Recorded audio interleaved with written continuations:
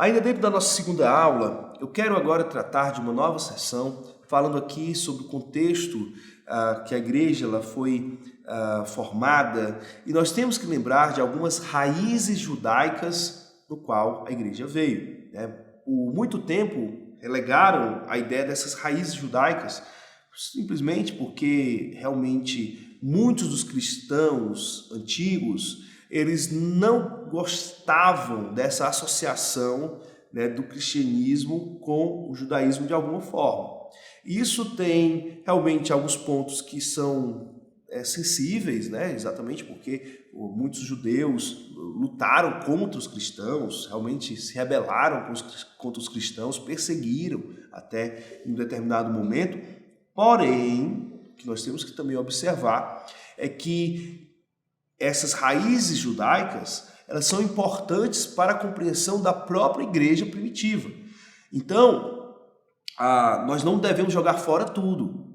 Então, há aspectos da fé judaica, lembrando que a fé judaica, até a chegada de Jesus Cristo, era muito importante, nós tínhamos que entender, e se tivermos a oportunidade de nos converter naquela época, se tivéssemos essa oportunidade, certamente nós seríamos judeus, mesmo que nascêssemos em países diferentes. Mas o que vamos observar aqui nas raízes judaicas nos aponta exatamente para algumas coisas bem relevantes.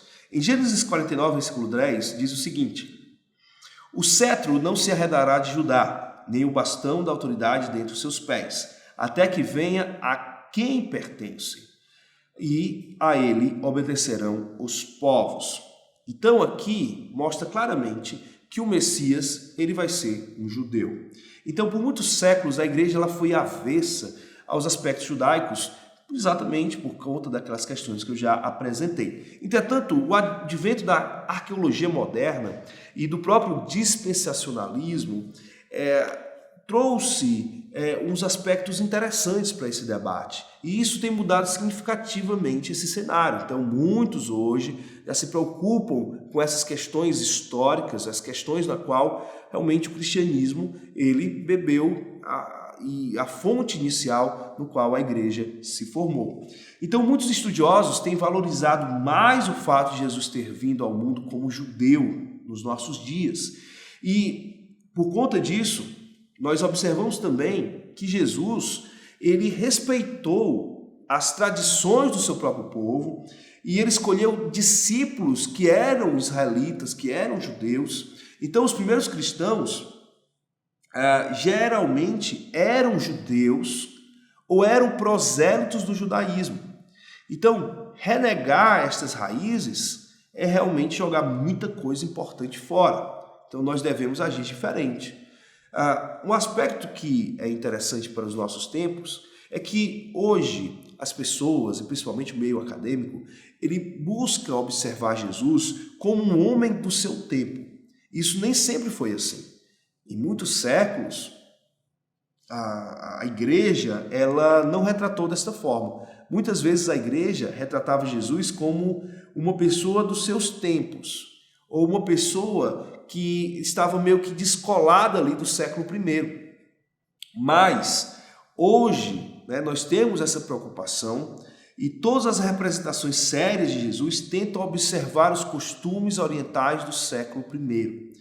E explicações anacrônicas sobre a vida e a obra de Cristo não são mais facilmente aceitas.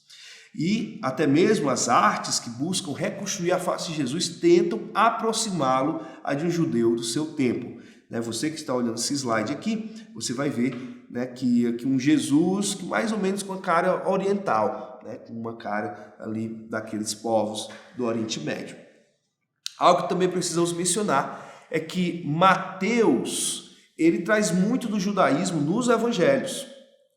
Então, Mateus nos faz perceber essas fortes raízes judaicas no cristianismo. Jesus, ele era um judeu que falou para judeus em linguagem judaica. Desde a circuncisão até a subida a Jerusalém para participar ali da Páscoa, mostra o respeito de Jesus ao seu povo, as tradições do seu povo, as festas que eles deveriam observar. E a crítica de Mateus aos não é tão acentuado aos judeus, exatamente por conta dessas questões aqui, né, que Mateus está tentando falar aos judeus do seu tempo, mas também ele tem que criticar alguns aspectos do judaísmo, mas principalmente daquelas seitas ligadas às autoridades. Então, Mateus ele faz críticas aos judeus, mas não são críticas ao judaísmo como um todo, ou à fé do Antigo Testamento, não tem nada a ver com isso. A crítica de Mateus é exatamente ao abuso das autoridades judaicas, que pouco tem a ver com a fé, com a piedade daqueles tempos. Realmente é uma outra coisa, um aspecto muito mais político. Algo que também precisamos mencionar é que a igreja ela vai se utilizar de elementos pertencentes ao universo judaico. Então, existe um contexto hebreu que a igreja vai pegar emprestado. Então, os escribas judeus foram importantes por preservarem exatamente os documentos escriturísticos ali do Antigo Testamento. Outro aspecto também interessante, o Sinédrio também surge para manter certa ordem cultural e religiosa do judaísmo do século I. E também, esses dois grupos, eles acabaram saindo do seu propósito básico e acabaram por atacar Jesus e o ministério da igreja.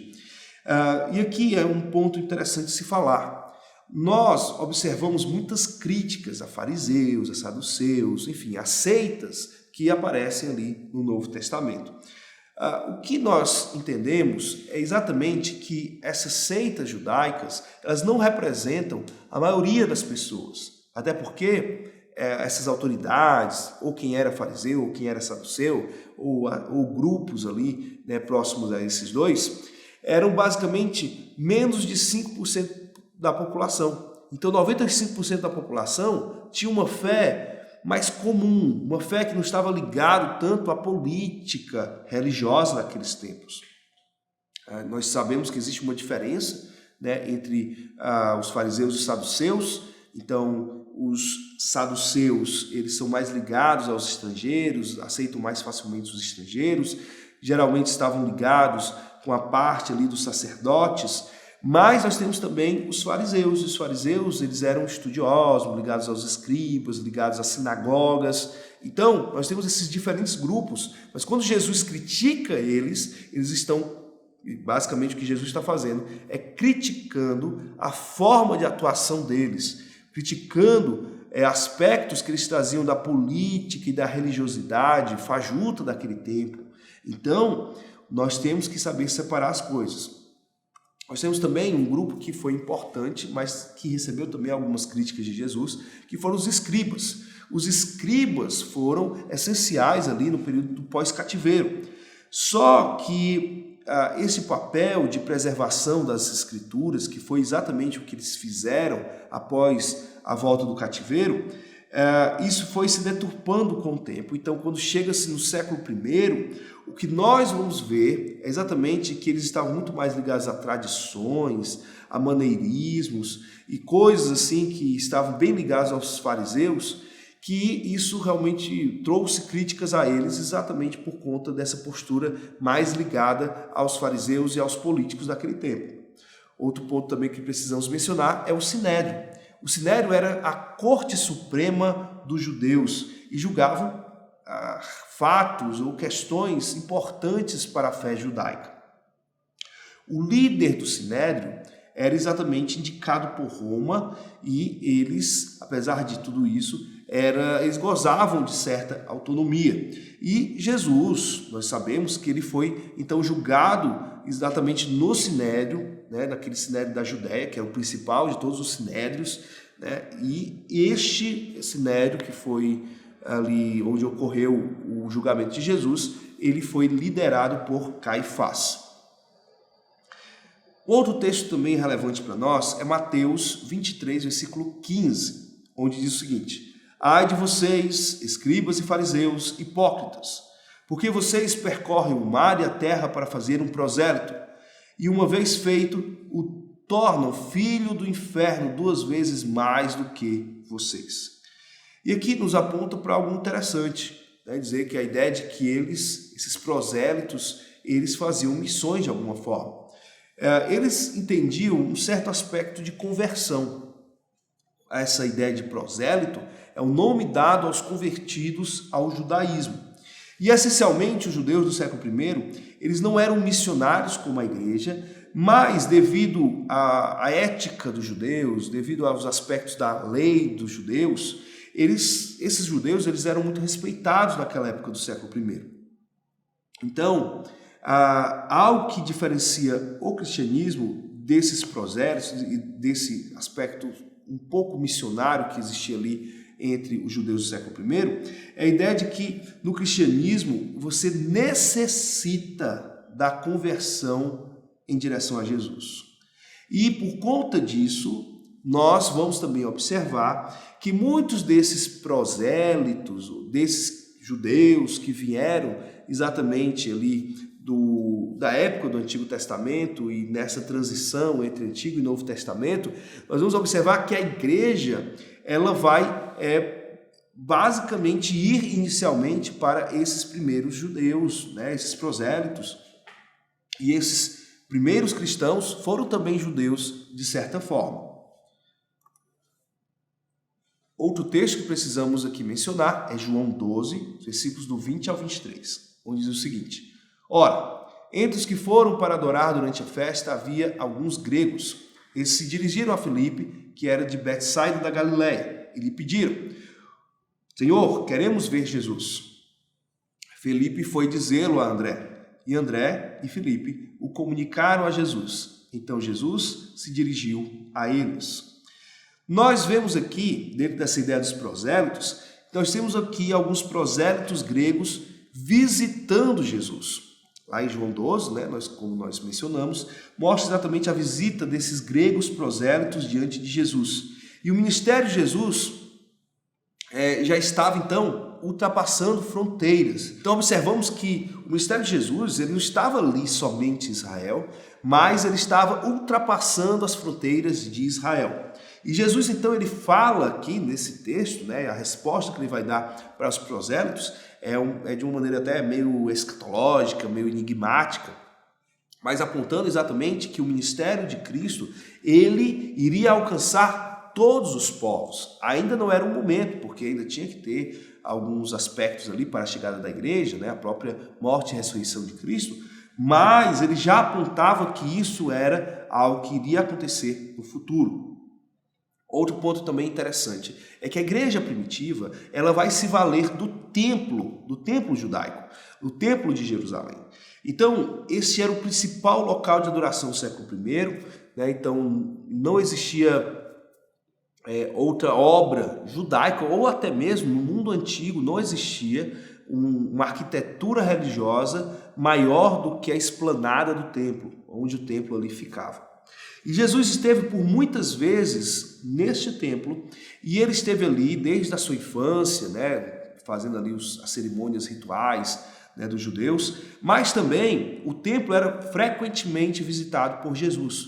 Dessa forma, na igreja primitiva, o pátio do templo ele passou a ser o lugar que os apóstolos reuniram as multidões de cristãos. E provavelmente não havia lugar melhor para que isso acontecesse, principalmente naquela época. Então, após a perseguição, né, nós sabemos que a igreja ela foi diluída, ela não passou a mais se reunir nas casas. Apesar do templo ser um bom lugar para se reunir, até porque havia conversões muito grandes ali, vários avivamentos, né, conversões de 3.000 pessoas, de 5.000 pessoas, enfim. Nós temos um movimento de grande conversão ali em Jerusalém. Nós sabemos que o templo certamente comportava um número grande de pessoas, mas houve uma perseguição em Jerusalém aos cristãos. E por conta disso, a igreja ela se diluiu e ela passou a se reunir em casas, né? Na casa de irmãos, casas amplas, grandes, que comportavam ali certamente um bom grupo de pessoas, e daí a igreja passou a ter esse aspecto um pouco mais doméstico. E nós temos que entender que o templo de Jerusalém, exatamente na época de Jesus, ele é um templo que ele foi reformado na época de Herodes, e ele praticamente suplantou o templo da época ali, né, de Zacarias, após o cativeiro, e era um dos lugares de maior fluxo religioso do século I. e a maior construção religiosa existente do século I, como eu já enfatizei. Então, o Templo de Jerusalém, ele foi o palco da igreja por muito tempo. Então, a gente não pode deixar de lado esse aspecto, porque isso aqui é relevante, né? Então, o próprio cristianismo, nos seus primórdios, ele não teve nenhum problema em usar o templo, em usar essas instalações onde os fariseus ali, os saduceus tinham muita importância. Eles não se preocuparam com isso, porque a ideia deles é que o Templo de Jerusalém representava a fé exatamente do Antigo Testamento, a ideia de que Jesus, né, que o Messias iria chegar. Só que agora os discípulos de Jesus entendem que o Messias chegou. Então o templo ali, ele vai ganhar um novo sentido. O sentido aqui, de fato, é a casa do nosso rei. Então ele se reuniu ali naquele momento, mas assim, não é central isso para o cristianismo, a ideia desse templo, a ideia desse local, e até por isso que lá na frente Deus vai permitir que o templo de Jerusalém ele vai ser destruído. Só para aspecto de curiosidade, você vê que a obra, né, no templo de Herodes, como ela é muito maior do que a do templo de Salomão. Então aqui há um gráficozinho, uma comparação dos templos, e ela realmente é enorme, né? Essa construção ali do Templo de Jerusalém do século I é uma coisa realmente fantástica.